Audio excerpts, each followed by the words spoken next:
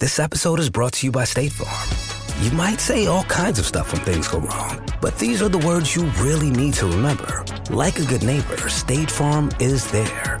They've got options to fit your unique insurance needs, meaning you can talk to your agent to choose the coverage you need, have coverage options to protect the things you value most, file a claim right on the State Farm mobile app, and even reach a real person when you need to talk to someone. Like a good neighbor, State Farm is there. You know that feeling when someone shows up for you just when you need it most? That's what Uber is all about. Not just a ride or dinner at your door. It's how Uber helps you show up for the moments that matter. Because showing up can turn a tough day around or make a good one even better. Whatever it is, big or small, Uber is on the way. So you can be on yours. Uber, on our way. This is Optimal Work Daily. How to Be a Consultant by Colin Wright of ExileLifestyle.com. When little kids are asked what they want to be when they grow up, they usually pick something that seems exciting or heroic. If they had their way, janitors, office clerks, and yard care workers would be grossly underrepresented, and we would have an abundance of astronauts, firefighters, fashion designers, and presidents of the United States. As you get older, you start to realize that not all jobs are quite so tangible. There are people who produce ideas and bits of code and opportunities. There are consultants. Consultants. When some people hear that word, they think, they must be rolling in it, while others reflexively think, I wish I got paid to do nothing too. Both opinions are partially correct, though neither is a fair analysis of being a consultant and what it entails. Generally, consultants are people that are hired from outside a company to come into the company and help fix something or solve a problem.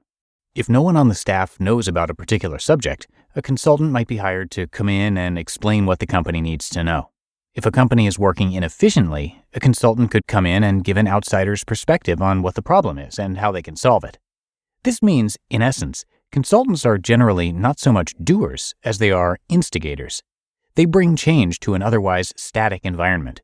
They shake things up and break the surface of still ponds. This is why they sometimes make people uncomfortable. But they also generally make quite a bit of money doing what they do, and that leads one to believe they are at the top of their game, knowing everything about their field that there is to know. Once again, this is a half-truth. In reality, consultants are, by and large, just very efficient and effective communicators. They do tend to know a whole lot about several different subjects, but their real talent is the ability to analyze a complex issue, render a solution, and communicate it in a way that even someone who is completely ignorant about the topic in question can understand and act upon. And this is good news. This means that you could potentially be a consultant for whatever it is you do. Consider this. I currently offer a variety of different consulting services, including branding, sustainability, marketing, social media, copywriting, and business planning. These are all topics that I know a whole lot about, but do I know more than everyone else? Certainly not. There are people who dedicate their lives to just one of these topics. What gives me an advantage over them, though, is that I'm able to communicate solutions to problems related to the aforementioned subjects clearly, allowing my clients to act quickly and effectively. Is it lucrative? You bet. In fact, I generally make more per hour consulting than I do designing and developing, but I've worked hard at being able to solve these kinds of problems, and you should consider doing the same. Tips to get you started. 1. Take a concept that you know a lot about. This can be anything from woodworking to World of Warcraft character leveling, and make sure that it's more complicated than, say, tying your shoes. Most people already know how to do this, and you want to make sure there's at least a small market for what you offer. Find someone who knows nothing about this subject. Parents are a good target, as are siblings or significant others, and try to explain it to them quickly. I don't mean talk fast, I mean use as few words and as little time as possible. The first few times, this will be difficult, and your subject will likely walk away with little more knowledge than they started out with. Over time, however, your explanations will become more clear, and you will know which parts are most important, what order they should be explained in, etc. 2. Write up an outline of how to best teach this subject, and make sure you identify specific milestones. For example, if you are becoming a bicycling consultant, you would make riding without training wheels, riding for 30 miles unaided and in a row, and riding in a race across the state milestones. Be creative and make sure these milestones are clearly measurable. If you cannot show progress, then it will be difficult to convince a client that you are not a snake oil salesman. 3. Collect and create a packet or disk of resources that will allow your client to more easily move through the steps. This includes worksheets, website and book references, short essays or step-by-step instructions, etc. Opt for many small components over really intense long ones, unless what you are teaching includes long, complex processes like repairing a space shuttle. And if you can put it together in a logical order like a workbook, you're ahead of the game. Bulleted lists are also a good idea as they are easy to follow and provide quick bursts of information without overwhelming the client. 4. Attain more knowledge. I know, before I said you don't need to know more than everyone in the world to consult on a particular subject. But you know what?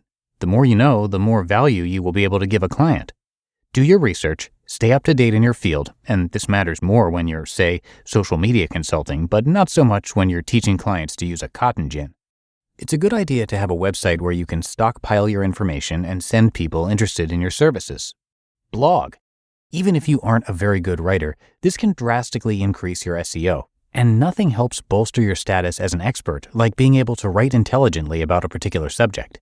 Giving a little something away free and providing value for a lot of people will allow you to more easily package and sell more advanced knowledge to a smaller group of specific people.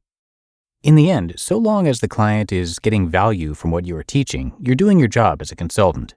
In many fields, design for example, consultation is part of the process, and I find myself giving branding advice even when all I'm doing is coding an e-commerce website. Again, it never hurts to show what you know. Giving out these tidbits for free has helped me add consultation to my list of services, and there's no reason you can't do the same. You just listened to the post titled How to Be a Consultant by Colin Wright of ExileLifestyle.com. The Hoover Dam wasn't built in a day, and the GMC Sierra lineup wasn't built overnight. Like every American achievement, building the Sierra 1500 Heavy Duty and EV was the result of dedication. A dedication to mastering the art of engineering. That's what this country has done for 250 years, and what GMC has done for over 100. We are professional grade. Visit GMC.com to learn more. Assembled in Flint and Hamtramck, Michigan, and Fort Wayne, Indiana, of U.S. and globally sourced parts. Out here, there's no one way of doing things. No unwritten rules, and no shortage of adventure. Because out here, the only requirement is having fun.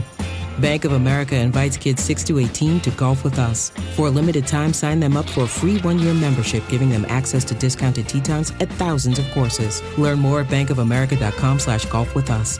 What would you like the power to do? Bank of America. Restrictions apply. See BofA.com/golf with us for complete details. Copyright 2025 Bank of America Corporation. And thank you to Colin for letting us share his work today. He actually had an update for this post, which I'm going to share now. Update, May 15th, 2016.